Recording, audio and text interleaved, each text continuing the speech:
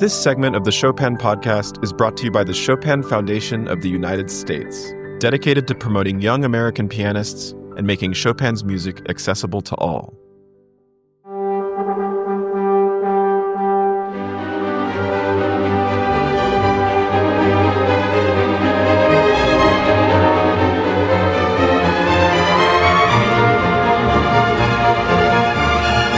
I remember the first time I ever heard Chopin's Grande Polonaise brilliance. It was during the end credits of the 2002 film The Pianist.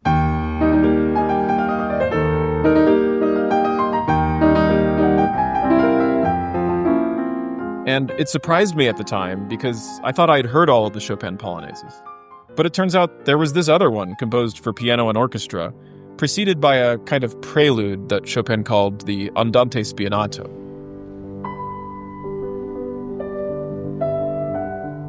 This piece has become enormously popular, especially in the Chopin competition, where it's performed in its solo arrangement. And to this day, my favorite performance of the piece has to be by Kate Liu from the 2015 competition. And I'm not alone. When I was hosting the U.S. National Chopin competition in Miami, multiple contestants brought up Kate's performance of Opus 22 as their inspiration for learning the piece. I mean, obviously there's Kate Liu's, that's kind of the staple. Mm-hmm. I hate to do this again, but I have to bring up Kate Liu. Literally right before you walked in, he mentioned it. You know, she's the best, but Kate, I think, brings something really fresh to it. Kate was also a favorite of our very own Garrick Olson, who served on the jury in 2015. I was just transported, and I'm quite a sucker for that when it happens, and it doesn't happen very often in life. Are you willing to divulge who the pianist was? Well, of course, Kate Liu. She knows it, and everybody else knows it, too. And judging by all the effusive comments under the 2 million view YouTube video of her performance, Kate's playing has touched countless listeners around the world. So it was my immense privilege to interview Kate on a video call where she revisited her at once angelic and fiery rendition of Chopin's Opus 22.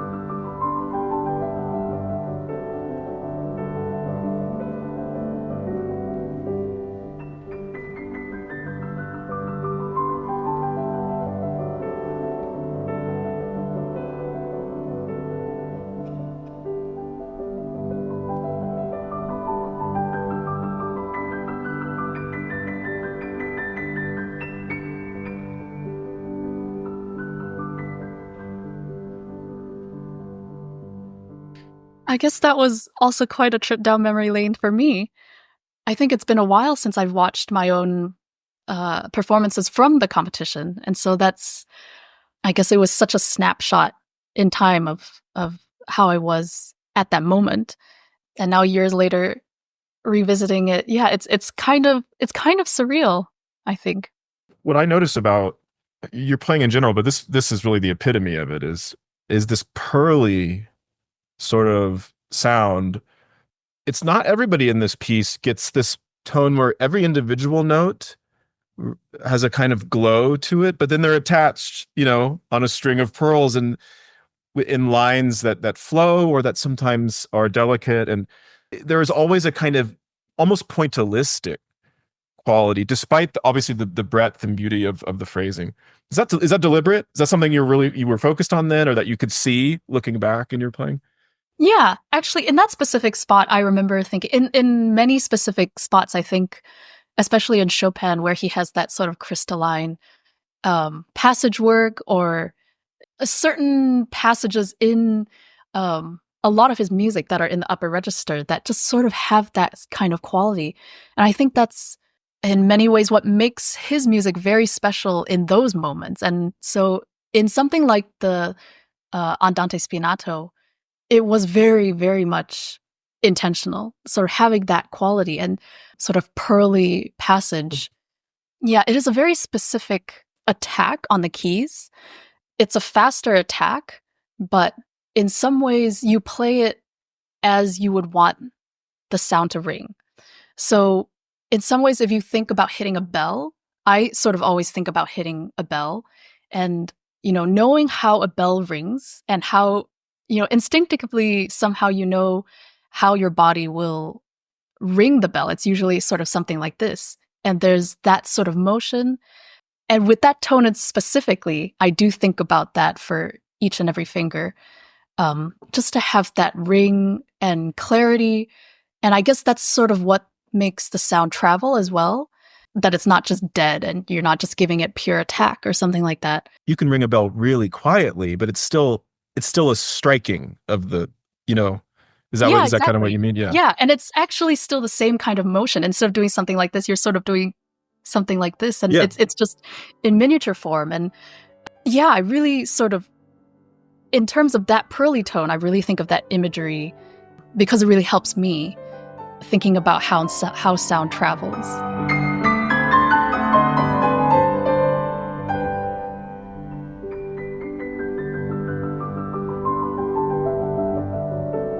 Did somebody show you that? Did you figure it out? Like, when did that kind of start becoming a concept for you at the piano?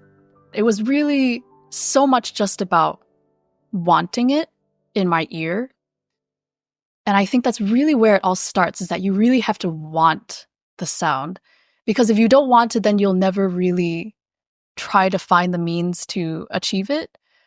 All of it really comes from the ear first. From that, the pearly tones, the deep sounds, the more intense sounds, at some point when you've thought about it enough, you've really wanted it enough, then it just sort of happens. You have so many fans. Just YouTube comments alone and some of the view counts on these Chopin performances of yours from 2015. This is what people are talking about. The clean, crisp, lyrical sound, pearls scattering on the piano board. It's like, we're not making this up, Kate. Like, this is something that I think comes across very clearly. The projection of each note feels much longer than other pianists who play this, and what you said earlier about how sometimes you just make a note and you'll want to hear it ring. It seems like that should be every pianist's sort of perspective, but there's so many notes to have to account for. We do often just feel like, oh, I need to worry about the next one, and we don't enjoy the one we just played. So it is very difficult. I have to say that it takes a lot of time to sort of get there and want it and everything. So, it's not to say that everything that I'm saying is very easy and I sort of just, one day drop my hands on the keys and it just happened miraculously.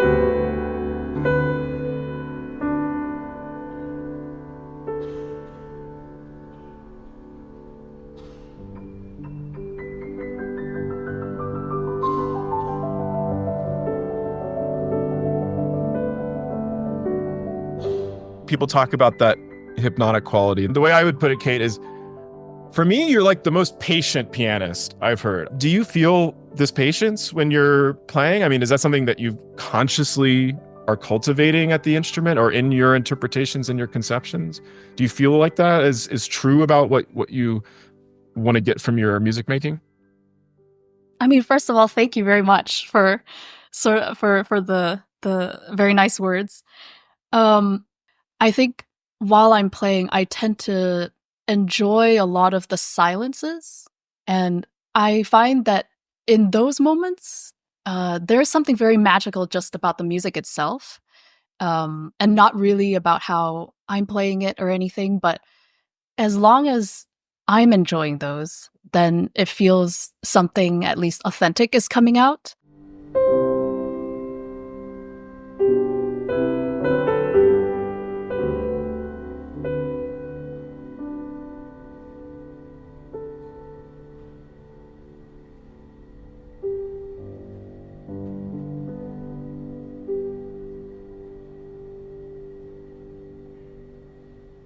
Maybe just a couple minutes of the Polonaise, because there's pearls in this, but it doesn't start pearly. And Not the at all. same body, the same, torso and arms and flesh and whatever, Kate Liu that we're looking at you there, somehow has to go from these delicate lines, which it looks like your hands are made for. And then suddenly I just see you drop your weight into this sort of fanfare that transitions us into the Polonaise. And it's a totally different sound.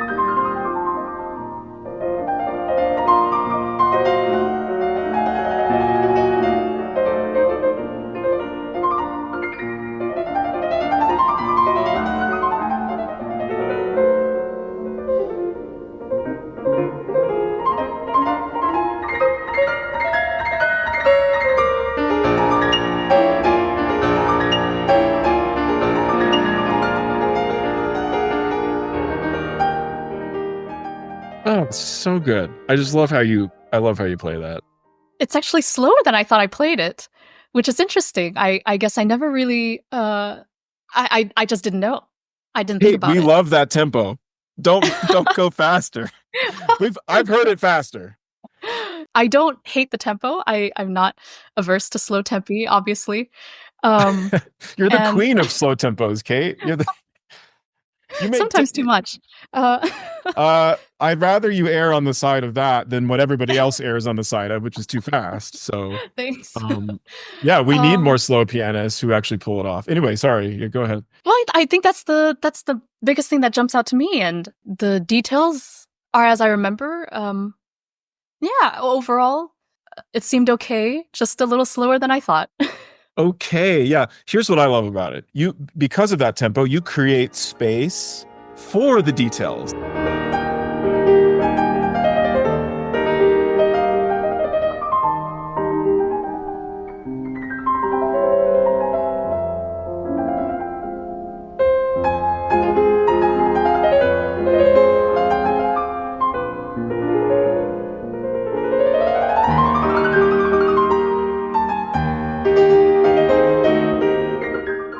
in terms of these sorts of things, like the very stylized dances of Chopin, I would say this and the mazurka and, the waltz as well. I do generally have a very good intuitive sense of those beats. And something like the Polonaise with the left-hand rhythm, da-da-dum, bum, bum, it's always struck me as incredibly noble. And the fact that it keeps on coming back in the left hand does ground me, I think, in the music. And as much as I'm doing sort of all the filigree things in the right hand and, playing the melody, yeah, I do feel sort of a very strong sense of that dance rhythm.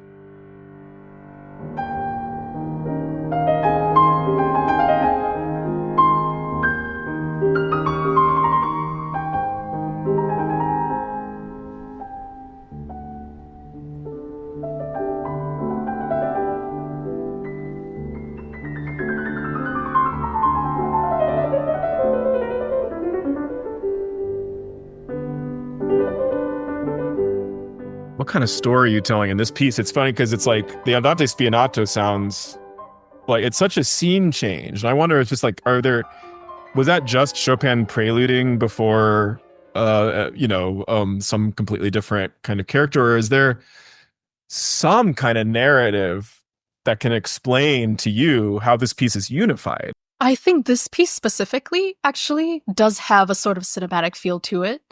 I wouldn't say that about all of his other pieces, but this one I find does have that kind of the setting of a scene, and it's incredibly atmospheric. It's perfect the way that it is, and it's perfect the way that it leads into that next section, that whole fanfare-ish character. It introduces it very well, and yet it's not really an introduction, but it does have a scene change kind of feel to it.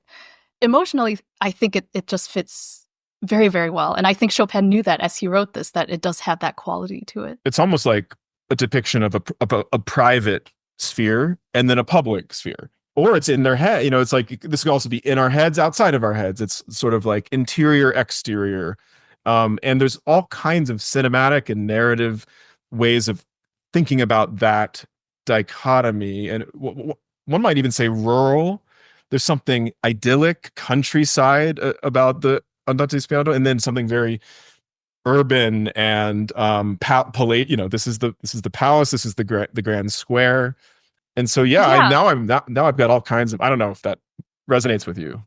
Oh, for sure. Yeah, I would say that the dichotomy in this piece is really quite extreme. It's sort of as you said, showing different facets of everybody. That there's sort of the more introverted beginning part, and then there's obviously the more extroverted side of things. And yeah, I think it's just both were part of Chopin.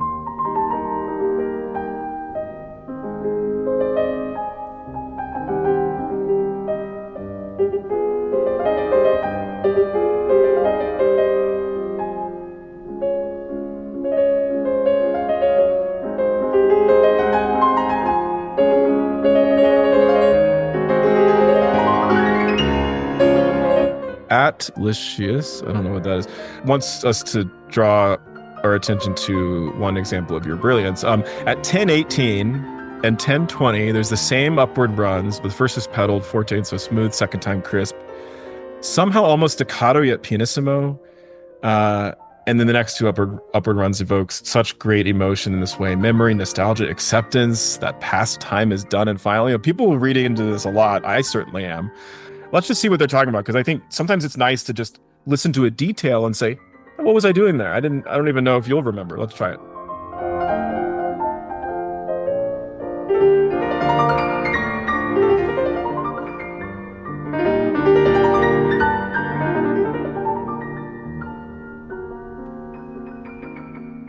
I remember that.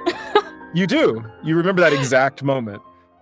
Well, I guess I remember wanting that.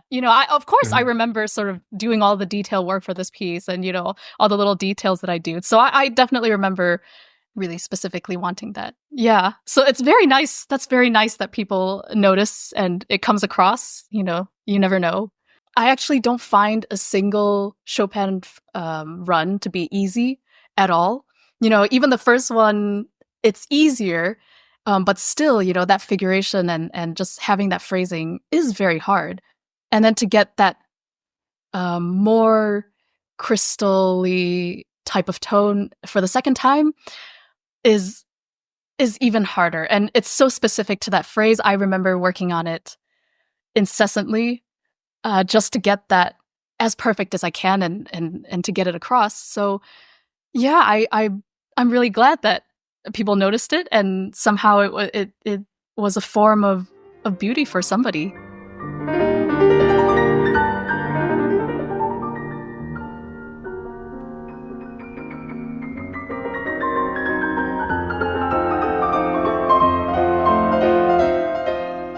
One of the sentiments that we get from the comments is this feeling of people keep coming back. I see you laughing at this. Epigenetic Alteration says, I've listened to Kate play this 10 times in 2 days. Please send help. FFE Legal says, I come back here to vibe sometimes. Deborah says, sometimes I feel the urgency to come back here and listen to this magical performance. You can go to almost any competitor from the Chopin competition and find somebody in their comments saying, this is the best performance of this I've ever heard, which is really sweet. It says something about how people can be moved by all kinds of different approaches and conceptions. People really double down, though, with you on this point, that you did something here that was on another level, a gold standard, some people have said, a reference recording. Years later, and this is still the best performance I've seen, other people are saying in 2021, they're like, I have to compare everybody I'm hearing to Kate Liu, So you did something, you really got a hold of people. Now, I wonder, how did you feel about it? Because I know that nobody can play this well and bring out these kinds of details for the world to appreciate, unless on some level you have self-criticism. And you know what I mean? You don't get to sound good to us unless many times before it, you didn't sound good enough to yourself. Oh, for sure. I never felt that I was cruising by, or that, everything just fell into my lap. And I'm just super happy about it. And I'm just always happy about the way that I play things, about how my performances came across. That's definitely not the case. Definitely getting better came with a lot of self-criticism. And in this piece, I cannot tell you how many times I had to repeat things and go back and try things, and just the amount of dissatisfaction that occurs in a practice room is really, I think, many people and performers can speak to this. Sounds like what we're talking about is perfectionism. Do you consider yourself a perfectionist? I guess so. I guess so, yeah. It's a little bit of a curse, isn't it? That part of a big reason for your success and other people's satisfaction is your own perennial dissatisfaction. Yeah, I guess so. And I guess that's what drives a lot of the perfection in art or anything that people do, is that you continue to discover and find out how great things can be, or how great the music can be, or, when you're listening to great artists online, on YouTube, their recordings or anything, and you hear things that you never thought were possible, or you're constantly inspired by these great musicians and great artists. That drives, I think, a lot of what can make your interpretation better, or just music better, and how you treat the art and how you treat the music a lot better. And it's very much ongoing. This process is constantly ongoing. I don't think anyone who's in this field would say that it's stopped at any point.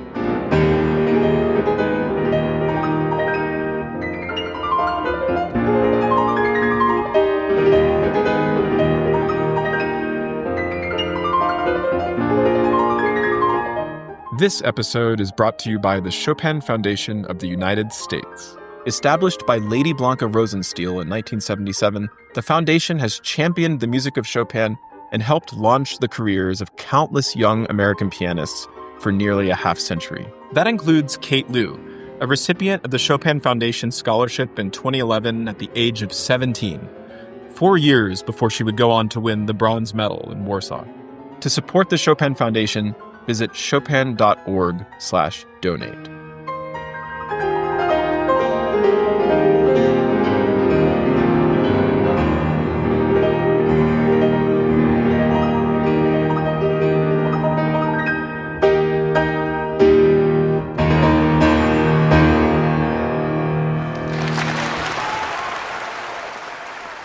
To explore Chopin's catalog of works in depth, check out the Chopin podcast Opus Index, a comprehensive multimedia reference tool featuring on-demand commentary and demonstrations for nearly every Chopin piece by Garrick Olson and other guests in this series. Start exploring at index.chopinpodcast.com. If you enjoyed this video, consider subscribing to my Patreon, where paying members have access to bonus scenes from my interviews with Kate Liu and other guests from this series. And you'll also get a discount on the new line of Chopin podcast merch.